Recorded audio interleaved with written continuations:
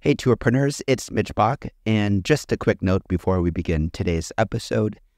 Tourpreneur is currently sponsored by Google. We're thankful for their support of our community, and we are offering with them a completely free course helping you unlock the power and potential of Google's Things to Do program, which is specifically helping tour operators add their tours to Google in new ways that gives you new exposure and more direct bookings. To learn more, go to tourpreneur.com/Google.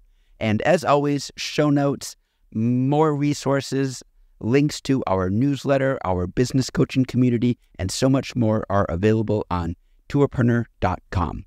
Now to the episode. Today's episode is brought to you by Checkfront, the booking platform trusted by over 5,000 tour and activity operators around the world. You can start your own free 21-day trial over at checkfront.com.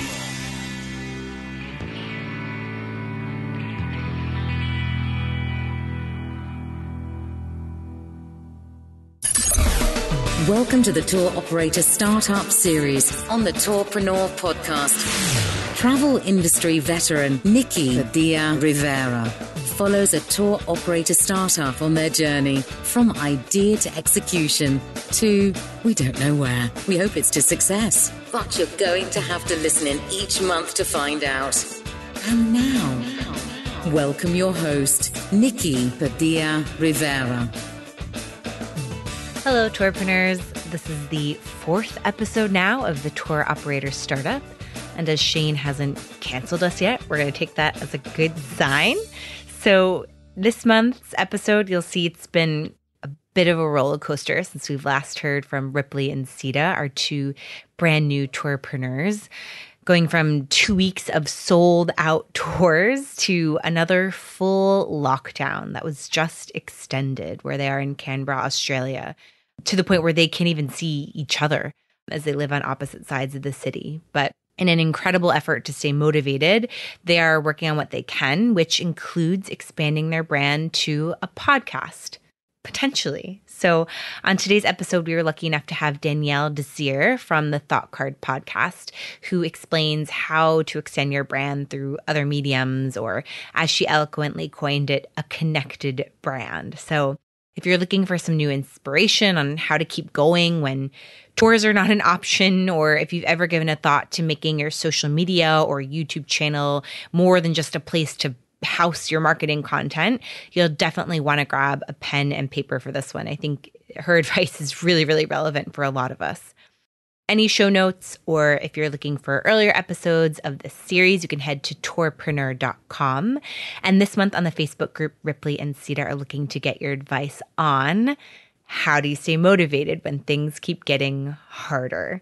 So I know this has come up before during different lockdowns around the world, but any thoughts or advice you might have, give a comment on the Tourpreneur Facebook page. So with that, thank you for listening. Enjoy the episode. Ripley, Sita, welcome back. Month 4, and things have changed a little bit, maybe going backwards than I think we had hoped we would be at this point. So I don't know, my question for you just to start things off is, what is it like building a business when you have to keep shutting down? Yeah, I don't think that, it's going to sound weird, but I don't think that Ripley and I fully thought through that we were starting a business in the middle of a pandemic and that we might have to go into kind of lockdown. Like, I think it was in our mind, but we didn't expect the reality because Canberra's been handling COVID-19 really well. But we've now been in lockdown for 5 weeks. And it got announced day before yesterday that it would be another 4 weeks of lockdown. And before that, we'd run 2 weeks of tours that were like sold out. So we felt like we'd really hit the ground running. And then to go into lockdown has been a bit disheartening and demoralizing. But I think it's been good in that it's given us time to kind of make sure that our finances are in track. There were a few government accounting things that we had neglected to do. So we had to basically beg them not to fine us thousands of dollars. And that worked out in the end? Yeah, we're still waiting. Like, the tax office was really nice to us and was like, yeah, this is your first time and then you submitted all the right things, so it should be okay. But Yeah, like we kind of think we got kind of so excited about actually developing a tour and delivering that we forgot that there is a whole other side of running a business. So it's been good to kind of get on top of that and do some actual like planning for the future and kind of trying to pandemic proof the business, which because at the moment we're just like completely shut down and there's nothing that we can really do as a walking tour business. Because everyone's been COVID impacted, like how do you keep your sanity and motivation when your business is like heavily COVID impacted? And we don't even qualify for the business support grants. So is it because you're too new or because of and our annual turnover is too low? It's been a real journey as well. Like, and because the Australian government released all of the statistics on when they think international travel is going to resume in Australia. And it's not till 2024, 2025 that they think it will return to pre-pandemic levels, which is just like, that's so far away. It is, but that also seems reasonable. No, like the amount of time it'll take to like open itself, let alone like bump back up. But you have domestic as your audience too, right? Yeah. So at least you can jump back in earlier. Yeah, one of the things that we were talking about was how it's a bit difficult because we can't even like compare what we're doing now to a pre-COVID era because we've always been like operating in a pandemic and with only kind of a really local audience. Like we haven't even had any visitors from outside Canberra doing our tours because everywhere else has kind of been in and out of lockdown. So it'll be interesting to kind of see how it goes with an actual domestic audience and then like hopefully one day with an international audience and how that kind of changes the dynamic. Maybe that's a blessing in disguise because you're not having, that horrible dip in your graph, which is demoralizing. At least you've started from zero anyhow. So you're having little happy, mountains and then it's kind of going a little back down, but at least you haven't gone that far up. Yeah, it's like COVID normal has always been our normal. Yeah. Yeah. Are you re-evaluating your business goals? Or I know, Sita, you'd earlier said that you're COVID proofing, but are you just constantly reevaluating or are you trying to come up with goals that can be steady regardless of COVID? So there's been good days and bad days. We've had some days where we've thrown our hands up in the air and thought, was this a terrible decision? And then we've had other days where we're like, no, let's think a year and a half ahead. There's still ways we can make this work. So we're leaning towards let's make this work. So that's, led us down this road to, could we make a podcast? Could we do, a virtual tour? Could we do anything to help this to survive? Because we really do believe in it. So we're not giving up anytime soon. I'm such a realist and I have a really hard time with, I think our particular sector of travel is particularly overly optimistic. And especially the beginning of the pandemic, there were lots of, it'll be back sooner and everything will be fine. And that's sort of not my wavelength. But that being said, I do believe travel will come back. Like, of course it will. There's been travel for ages and there will be for ages in the future. It's just a matter of when, right? So I don't necessarily think it's a bad bet to get into travel right now. If you look at all these companies constantly popping up, the Culture Trip, for example, just announced that they're going to be doing multi-day tours. There are businesses right now deciding to get into the tour business. So I think that really shows that people know it's coming back. It's more a matter of how are you going to survive until it comes back? Yeah, that's it. That's exactly it, especially in an Australian context where a vaccine rollout was so much slower. And but we knew when we started this, it was going to be a bumpy road. So I'm curious if you think like you knew to a degree what you're signing up for. Do you think it's just so far from what you could have ever imagined and that's what's making it hard right now? Or do you just think in general, a business during a pandemic, like that alone is stressful enough?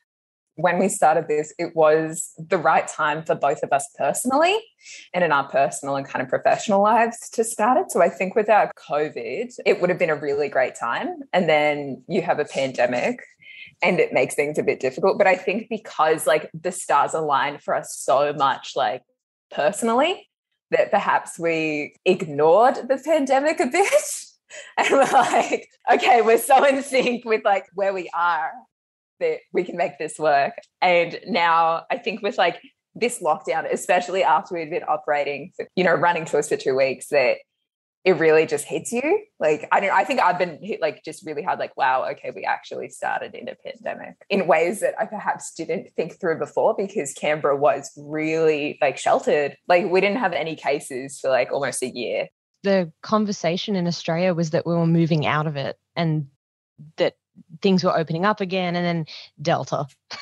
Yeah, but I guess that is just going to make your decision making now even more informed, because now we live in a reality where we understand things get better, but it doesn't mean it's an upward trajectory. It might dip back down, then get a little better. So at least we have that information to use to make decisions moving forward. Yeah, That's so exactly. true. And I was thinking about how we could climate change proof our business. So I'm like, if we just get fireproof suits, we can still do it in bushfire season. So that's where I'm at emotionally. So I was like, I'm ready for the next crisis. Yeah. Things that most Americans probably don't have to stress about. It's very real. It's very real. It's very interesting starting a business or running a business while the world is falling apart. No. When you say COVID proofing, what does that look like? What can you do right now? Yeah, well, we've been thinking about kind of like other ways to like draw an income through like She Shapes History. So kind of looking at whether that be YouTube or podcasting. So ways that we can still share stories and do it in kind of like an engaging way, but that isn't on a walking tour and isn't in person, which, yeah, has been like, I think that there are lots of options. It's just finding the right one, and the right one that kind of suits our personalities and our stories that we want to tell. Well, I mean, a podcast is why we're talking today with our guest. But I mean, where did that come from? Ripley, I believe, has podcast experience, right? Yeah. So Ripley has experience working on an eating disorder and mental health podcast. So I don't have any experience of doing podcasting, but Ripley does. And I think that Ripley is very good at kind of thinking through like how to monetize certain things. So like Ripley also has some YouTube experience from when they were a mental health advocate. So I think that they're really good at thinking through other options that aren't just like the obvious. You know, when you had first mentioned that you were working on a podcast, I think I saw it on one of your Instagram posts that you're working on and developing it. And so everyone go follow them. They've been doing a lot on Instagram, which is really fun. But as soon as I heard you mention podcast, I knew I wanted to invite Danielle Desir, who is our guest today. I was introduced to Danielle. I think we were looking for a speaker to talk about developing podcasts or other mediums as passive income streams for tour guides specifically. And so that's how I first met Danielle. And she is ridiculously accomplished. Danielle runs the Thought Card podcast, which shares inspiring stories, tips, advice from money nerds and globetrotters who are using their hard-earned money to creatively travel the world, earn more, pay off debt, and build wealth. I highly recommend it. I subscribed. Also, she's the founder of Women of Color Podcasters, really the first community of its kind dedicated to amplifying the voices of women of color podcasters from around the world. A co-founder of a virtual podcast summit, Podthon, has written 3 books, not one, but 3, an Iceland travel guide, a book on saving strategies to help people afford travel, and one on traveling with a full-time job. So with that incredible resume, I was just so impressed with how Danielle was really able to break down to a very basic level what goes into creating a podcast. And specifically for what I want to talk about with you both today is how to make sure you're expanding your brand through the podcast as opposed to just adding one more project onto your plate. So with that, Danielle, welcome. I'm so excited to have you. Thank you. Oh my gosh, I'm so, that's a lot, right? So I hope I can live up to that amazing, amazing bio, but I'm sure it's going to be a great conversation. Thanks again. Well, I mean, you know, hearing Sita and Ripley or where they're at the moment and why the idea of the podcast came up. I mean, I think Sita, is it right to say that the goal is sort of passive income and a way to expand the brand? Yeah, 100%. In your podcast experience, Danielle, does that seem reasonable, like a reasonable goal to start a podcast? Yeah, I think it's definitely a reasonable goal. The reason why I started my podcast, The Thought Card, was because I wanted to expand my brand. I had a blog for 3 years prior before introducing the podcast. And I was like, I want to grow. I want to meet more people. Again, if you're having an interview-based show or even a documentary style, you can have guests on and talk to them. And I wanted to communicate with my audience a lot faster as well. So brand expansion is definitely something that a podcast can do for you, for sure. How does the podcast do the brand expanding? So depending on where your existing brand is. So for example, if you are a blogger, you're writing content. However, when you are adding a podcast to that, you are able to create this more intimate relationship because your voice, there's something special about your voice, right? You're able to communicate and it's a very intimate experience versus just a written content and even video content as well. So it really depends on what the purpose of the show will be. For me, I knew that I wanted it to be a supplement to my blog. So that's a question I have for you. What's the purpose of the show that you're going to have? And is it going to be a supplement? So when people say, for example, the Thought Card podcast, it's the stories part, it's the interviews part with other creative travelers that doesn't get featured on my blog. My blog has maybe more destination guides and more how-tos and more of me. However, the podcast brings other people in the industry to surround me and to really bring this community to life. Well, so the way that we were thinking of doing the podcast was having it sync up to a walking tour that we're planning on kind of launching next year on kind of like Australian female spies and spy catchers. And a lot of the stories that we just like can't tell with the tour because it's only 2 hours and because we're interviewing some really great people who like have been spies or have, you know, worked in a key intelligence organization. So we wanted to kind of use all of that and put that into a podcast. So that sounds like a series. It sounds like a limited series versus an ongoing show. So if you were to do, for example, She Shapes History and you're telling the stories of Australian women, that is broader, right? And you're not constrained by the specific theme of the spy element. But maybe you do have enough content to create a whole show about Australian women spies. Maybe that could be the show. But I would really think about, you know, am I being too narrow? Is this a season within the podcast or is this the podcast, right? To me, it sounds like this would be a limited series that would go in tandem with the tours that you're already providing. And especially since you're in lockdown right now, this is a good lead, right?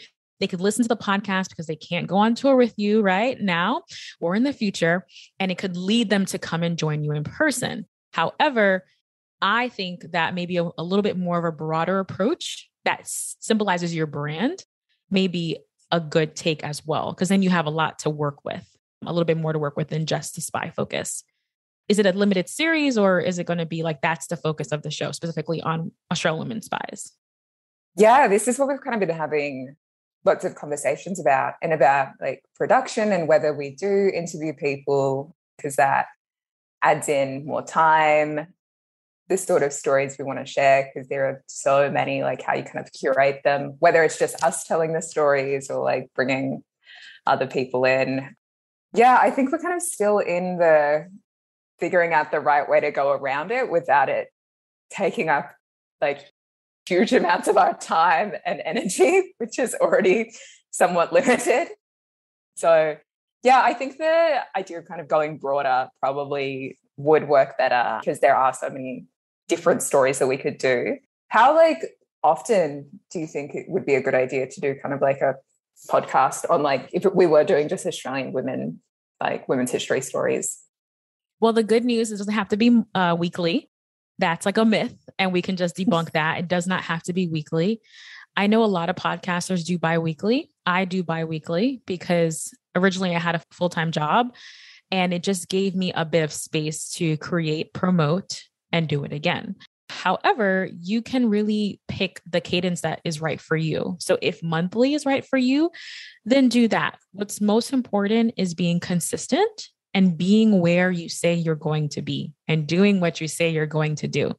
So if you say, hey, I'm going to drop an episode the first of the month, your audience is going to look for you the first of the month. And that's what's the most important. It doesn't really matter what day, doesn't matter what time of day. It matters that you just show up the day that you say that you're going to do on a consistent basis.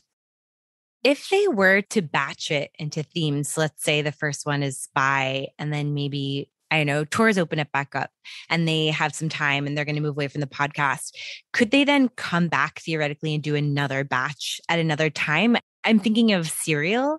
I guess I feel like, I don't know how often it was, but I feel like there was a huge gap between seasons of that one.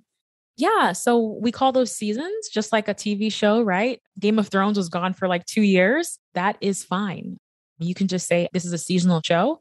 And the first season, you want to quantify how many episodes the season has. So if it's 10, you're going to release 10 and then you sign off and say, okay, we'll be back. Either you disclose a date or you just say that we'll be back for the next season in the future. So it just depends. But seasonality, it's a very common thing. And it helps with sustainability as well, right? You're growing a business, you have other things and other responsibilities.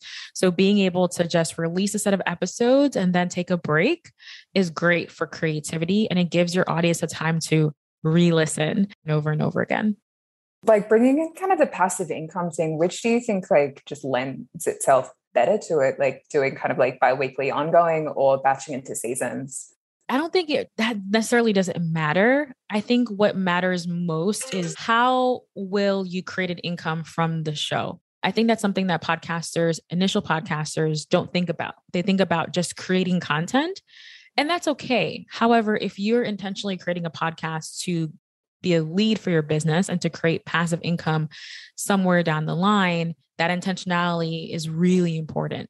So what is that going to look like? Are you going to insert ads for your walking tours in the episodes? Do you have a guide or a digital product that you'll be promoting within the episodes? That's passive income because you create the guide once, you mention it on an episode, and the episode is now out there in the internet for years to come, which can bring you some income. So those are the things that I would think about, especially in the beginning. Like it's different from YouTube, right? YouTube is a platform where the goal may be to get 1,000 subscribers so you could be monetized. And now you have this ad revenue coming in. However, podcasts are decentralized where you're really responsible for creating the income. There's not a overarching body. You own your RSS feed. So there's not an overarching body that is going to give you ad revenue. You have to create that for yourself, either through working with sponsors, creating your products, or providing your own services. So that's the important thing to consider. I would never say that, oh, you start a podcast for passive income. It could lead to passive income if you're strategic, but it's not like YouTube where you reach a goal of a K, now your ads are open and the floodgates, it opens and now money's coming in. It's a little bit different. Okay. I don't think something that we've really thought through and being intentional about monetizing it and stuff. Just one more note on that, Sita. I'm thinking of all the connections that you both made when you were starting up the tour company, all those organizations that you reach out to, museums who are so excited. I wonder if any of them would be interested that you are doing a podcast, either in supporting it or maybe doing something in partnership or having their museum or entities mentioned, or, special access to, interview one of their docents. And that way they're going to push it out to their audience as well. I feel like you already have so many great local connections in that regard.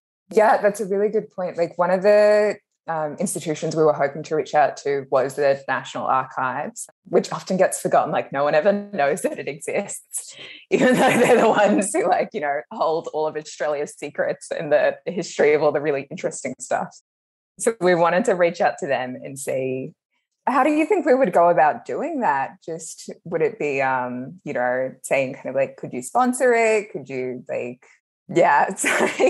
Yeah. So I think, again, it depends on what you're looking for, right? The kind of relationships that you're looking to build. But let's say you're looking for a traditional sponsorship route. So it may be, hey, XYZ company or brands, like we're launching a podcast and we have, for example, we have 10 episodes that's going out. It's starting, in January, for example. And traditionally you would offer an ad spot, which means it could be a 30-second ad. It could be a 60-second ad. So that's traditional. And usually it's a pre-roll is that ad before the content starts. So before you go into the meat of your episode, that's a pre-roll. A mid-roll, which is typically more expensive, more pricey because it's interrupting the listener. So you're going to charge more for that. That is called a mid-roll. And I like to include mid-rolls that are relevant, so it's not like, hey, here's a toothbrush. And it's like, wait, what? This is not, it doesn't make any sense. But again, it's up to you and your discretion. And then the last is the post-roll. So that is at the tail end before folks sign off, you would hear an ad. Now, the thing with the post-roll is that your listeners may have fallen off by that time. So it's usually the least pricey because folks usually tail off at the end, right? Once they start to hear, oh, goodbye now they're like, okay, good night, closing the podcast app. So that's usually a little bit less pricey. That's like traditional sponsorships. But when I think about sponsorships, I think about overall as a brand, because your podcast is just one asset in your toolbox. However, you have a website, however, you have a blog, maybe you have pamphlets that you were going to distribute on these tours that you have, or maybe you use an app or something like that, right? So before I reach out to a sponsor, I really think about like, let me look at all the assets that my brand has and the offerings that I can provide, right? The type of exposure, the types of maybe sales or recognition or whatever the case may be. And then I come to them and I try to meet with them and ask them, hey, we have an interest here. What would you be interested in? And how can I help you with what I'm building and what I'm creating? And then you create a package that makes sense for them. So those are some of the things that I think about. But again, it really just depends. A lot of people just start off with the podcast ads, but you're more than just a podcast. You have a website, you have a newsletter, you have your social media platforms. These are all part of your connected brand and they're worth something to sponsors. Oh, that's such a good point that we can kind of leverage the whole business. And I guess that's one of the great things about being like kind of a tour operator going into this, that we have those other things that we do walking tours, that we, have the social media. Got a quick message from one of our sponsors and then we'll get right back to today's show. Stay tuned. Do you spend many nights sitting at your desk trying to figure something out in your booking system to make it work better for your business? With Checkfront, you'll always have access to a friendly support team who's quick to reply with a step-by-step solution no matter what you need help with. Find out other ways Checkfront can make things easier for you at checkfront.com/tourpreneur. What makes a good podcast? I mean, are there any other things, maybe like pet peeves even that you have of besides the basics of bad sound, probably? Yeah. So I actually have a list of things that I've thought through, and more than half of the list is more of skills and just your presence as a brand. And then the last is going to be like the technical things, like your equipment and things like that. So personally, again, this is a subjective because everyone will have something different depending on your taste. But I think having a strong sense of purpose is really important to creating a good podcast, because listening to a podcast is a value exchange. Even though it's free to consume, your listeners are giving up their time to listen to you. So that's an hour, that's 30 minutes, that's 45 minutes, 2 hours, however long that is their time. So there is an exchange of value happening. And you really want to make sure that as a podcast host, what this show is about and what we're doing so that they can easily opt in or opt out. So they know this is for me, or this is not for me. So strong sense of purpose is really important. What's your why? And I also like to distill this, and I tell my clients this. I like to think about, if I had to divide up all my episodes, I have like over 90 now. So if I had to divide up all my episodes, how many general buckets would that fill? And these are called your content pillars. So I usually advise to have 3 to 4 content pillars so that okay, sometimes we talk about this, sometimes we talk about that. But at the end of the day, it still goes under this overarching theme, right? So for example, my show, the Thought Card Podcast, my overarching buckets are affording travel, affordable travel destinations, things to do, those kind of tips. We have paying off debt. We have building wealth, and we have earning money, entrepreneurship, investing, that kind of stuff.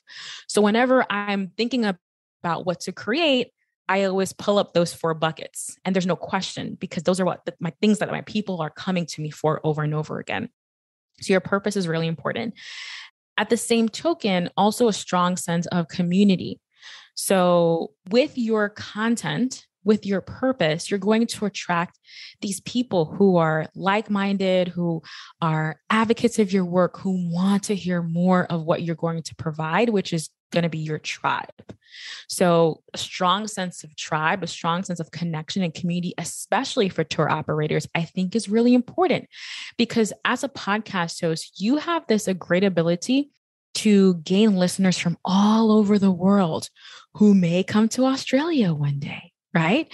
Who will come to check out your tours. Or maybe they may never have an opportunity to come to Australia, but because you have an offering of products that they can consume even digitally, that again is something that makes you really valuable, right? So that strong sense of community is really important. And then I would also think about maybe giving them a name as well to your tribe. So for me, I always start my episodes as welcome back, financially savvy travelers, to another episode of the Thought Card podcast. Every episode, I say the same thing with the same inflection of my voice. So I do that because I see myself as a financially savvy traveler, and I know my audience see themselves as well. And I want them to be like, yeah, that's me. Like, that's totally me. And it also builds that brand recognition where they know who you are, even if you don't have the intro song or any of that, like, cute stuff that we include in podcast. The other thing I want to also mention, especially since a lot of tour operators are storytellers, right? So being able to tell a captivating story, being able to have something that has a beginning, middle, and end that grips people, that brings people in, is a skill, and it takes time to develop. And for me, I'm not a pantser, meaning I don't just fly by the seat of my pants to create my episodes. I sit down and I plan it out. I have an outline. I have questions for all of my guests. So I am steering the ship, and my guests can, go off and tell their amazing stories, but I know where this is going. And I purposely created all the questions I have been tailored for this. So being a really good storyteller is really, really important. Consistency, so key. This is more of like the technical things, like being where you say you're going to be, being present. If you say, I'm going to drop every Monday, make sure you do every Monday. It's that trust. Because you know what sometimes is that your audience may have built you into their routine. Maybe they walk their dogs early Monday morning and they know they're going to listen to your show. And when you don't show up with something new, they're disappointed. And the disappointment is going to be a couple of weeks until they find something else. And then now you may have lost them forever. It's a tough business to be in, but I'm sure we all can relate. That consistency is really important. And then the last 2 things would be quality of your equipment. So investing in quality equipment. What's great is that equipment these days are good quality, and they don't have a huge price tag. The microphone I'm using right now is $100.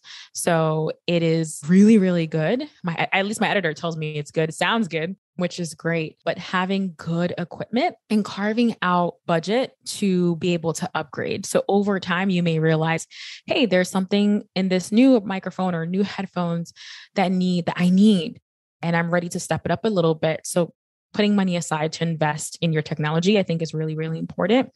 And then your editing. So a lot of indies, they start off editing themselves.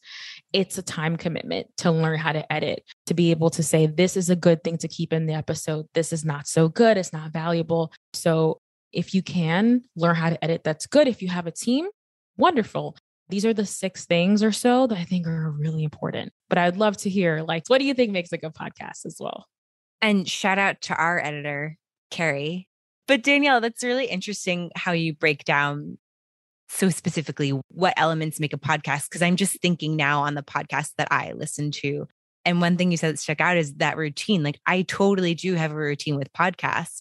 And I totally have fallen out of listening to podcasts because that one morning walking my dog, it suddenly wasn't available. And that was it. Then I just fell out of the routine and now I don't listen to those podcasts anymore.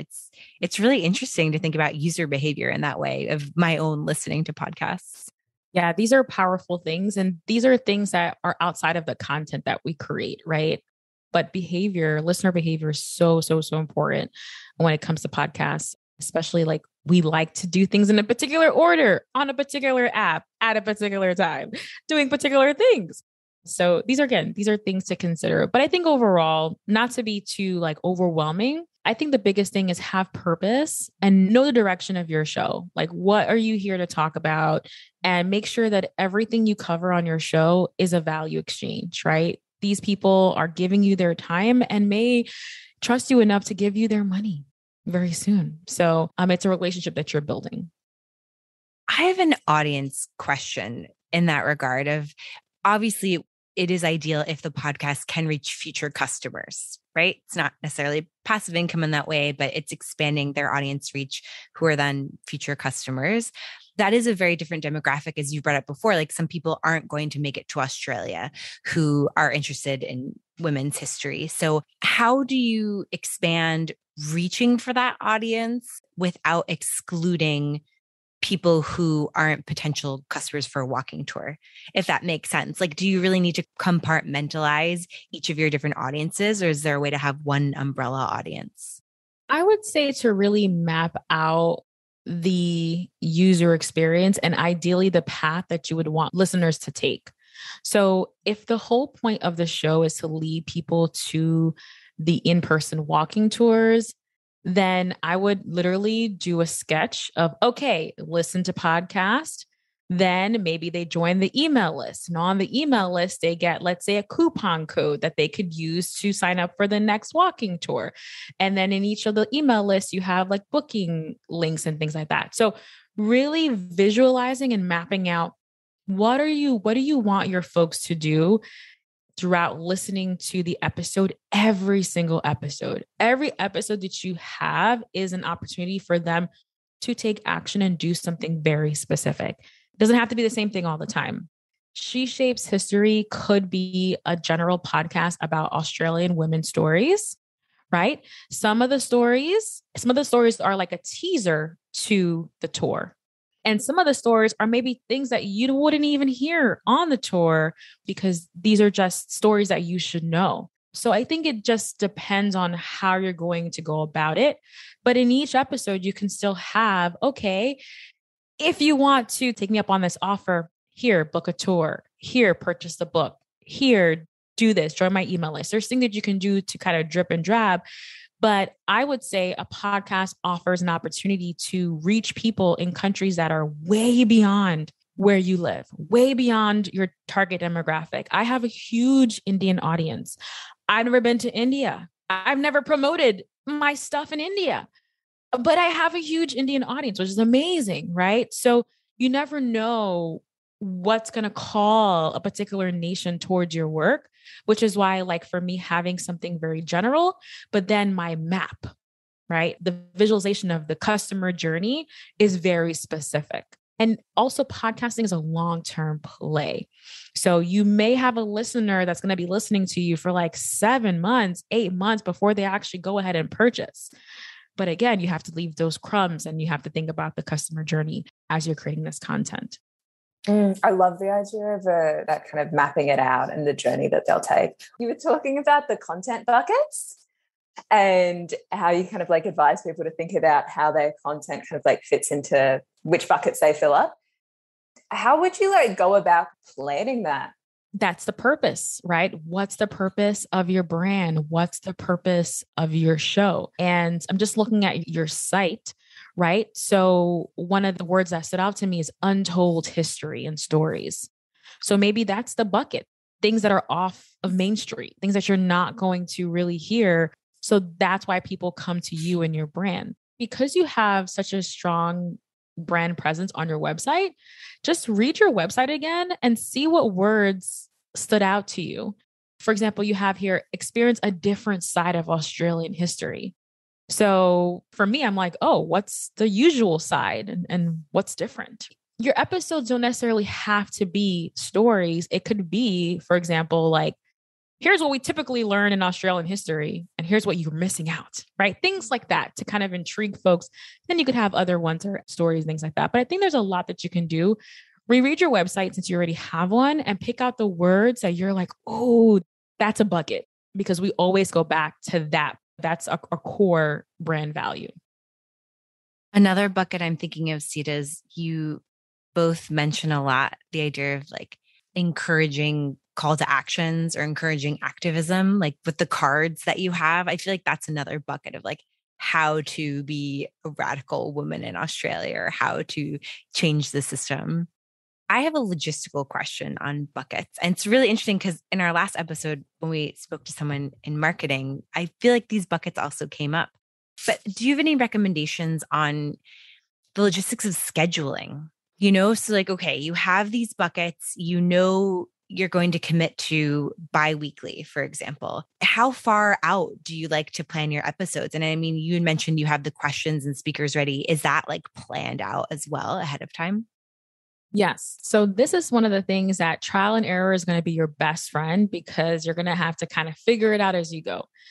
For me, I really do terrible with last minute. Like I'm not a fly by the seat of the pants last minute person. And of course I had a full-time job, so I was constrained with time there as well. So what I decided to do is I decided to batch, meaning that I would spend a week or two. Now I actually spend the whole month. I have spent a whole month interviewing folks and creating content for the podcast. And then I just save those files on my computer. And then as I am ready to like kind of parse it out to my editorial team or edit myself, I have a schedule where I know I need to edit the podcast ahead of time. So for me, the content creation is step one.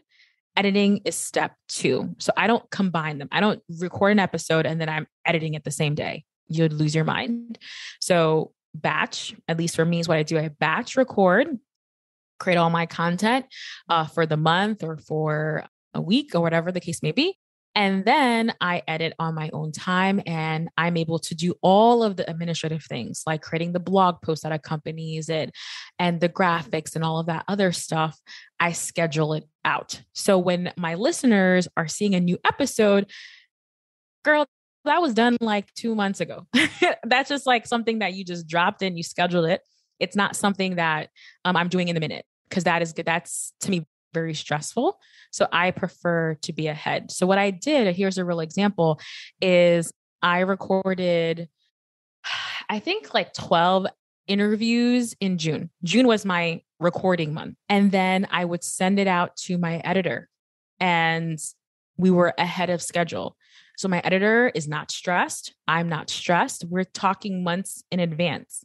So all the June content I had is going to put me all the way up until December. I like having a month of just let's focus and worry about the podcast, drip it out to my editor. And then I'm working on creating the assets that go along with it behind the scenes. And how do you go about interviewing people? For instance, how do you know that they're the right person to interview? Do you do like a little bit of a pilot interview before that you get them onto the podcast?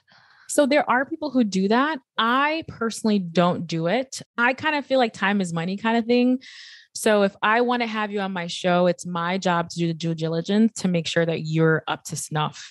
So there are things that you can do, let's say in the intake form, the form that they fill out to like schedule, you can ask them preliminary questions like, do you have a microphone? Do you use Zoom, or do you know how to use Skype? So some of these like logistical, technical questions. But I would say the guests that I have, I've probably been scoping them out or admiring them for quite some time. Or I'm looking to see what their other interviews sounded like. You know, a lot of people have done a lot of interviews now. Podcasts are very popular, to see what they can do. Or I don't care. Like, for example, right now I'm looking for folks to talk about cryptocurrency. And I actually asked on Twitter, who do you know talks about cryptocurrency? And I got a bunch of recommendations. And I'm less concerned because I know that they're recommended by people I trust on Twitter, and also that they're experts. And we could always edit things out. So if they kind of fumble or it's not a good of an interview, either we edit it or we don't air it. So you don't have to air everything that you create. A lot of times I know someone, I admire them, and I already know like this person is an expert in this topic. So I know I'm going to want to have that person on my show. No, that's great. That's really helpful for us because we've got like a very long list of people we want to interview. And it doesn't necessarily have to mean that they're going to be featured in an episode. A full episode is going to be, it could be, hey, we talked for half an hour, but it was really only the 10 minutes. Like that 10 minutes is key to have that like placement in this episode. It's relevant. So that's a wonderful thing about audio is that you can slice and dice it any way you want to. There's no commitment to featuring the full episode. Like, how do you stop the podcast from basically just taking over everything else? Seasonality, having seasons is a great way to limit what you have to do to produce the show. And also going back to having a clear purpose. Like, what is the purpose of this show? Is this going to be a lead generation? Is this going to be strictly for sales? What is the purpose of this? And analyzing over time to see, am I hitting the mark on this? For example, for me, when I first started my podcast, it was really to get myself out there. It was to build a platform.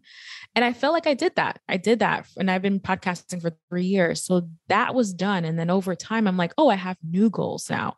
So having goals, tracking those goals, seeing how you're shaping up to that, and then not being afraid to recenter yourself and to figure out, okay, what's the next step for it? But when you are limited time, it's really important to be organized. It's really important, especially since it's the two of you also knowing who does what.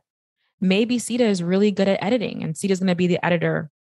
And maybe Ripley, you're like the guest curator and your guest relations, right? So having clear-cut responsibilities and having the two of you, which is great because you can share responsibility. Yeah, that makes a lot of sense. I feel like otherwise you would just be producing content endlessly. Yeah. Danielle, thank you so much. I could listen to you talk about this all day. I feel like I always learn something new and it's so practical. It's so useful. Well, thank you for having me. This was really a pleasure and I'm excited to see what you create. Yeah, Definitely. Thank you so much. So what are you both thinking? That was tons of information. We covered so many things.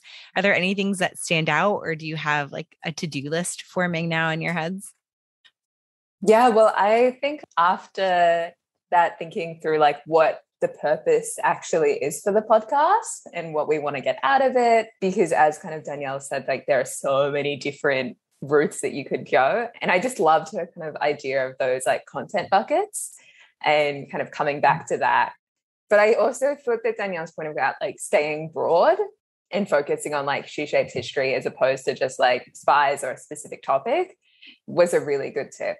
I really liked how she talked about going back to the website and pulling out those values and pulling out those themes, because I feel like we're so close to it that when we were chatting about the podcast, we had like a million ideas. So simplifying, going back to the fundamentals, I thought that was really a big standout. I love that she talked about the purpose so much. And I mean, I've said this before, but I think both of you are uniquely ahead of that. You know, like already from the beginning, that was your literal start, was a purpose. It wasn't even a tour company. It was the purpose. So I think that is so strong.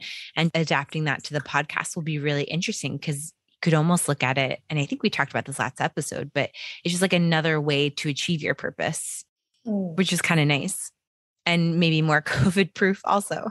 Yeah, I like the idea it could reach a wider audience than Canberrans or people in surrounding regions. I think that's really neat as well, because it isn't just Australians who need to hear a different side of our history. Like our history has so much for others. So yeah, it was also interesting that she was like, you know, pointing that part of our website about, you know, the history that you didn't learn in school, because when we were actually planning out the tour content, that's how we had structured it originally, before we realized that was way too complicated to do kind of both histories, but doing like the history that you did learn in school and then the other side, which is kind of just as, if not more interesting.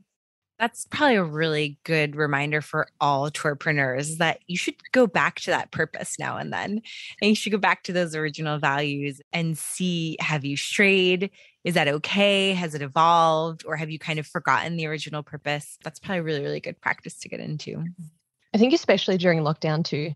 Yes. So, I mean, with that, good luck. We'll see another 4 weeks. Yeah, Sita was the determination. So I don't know, next month, we'll see where you are. Maybe the guest, I don't know, the guest will be, I'm trying to think of something facetious. A motivational speaker. Yeah, exactly.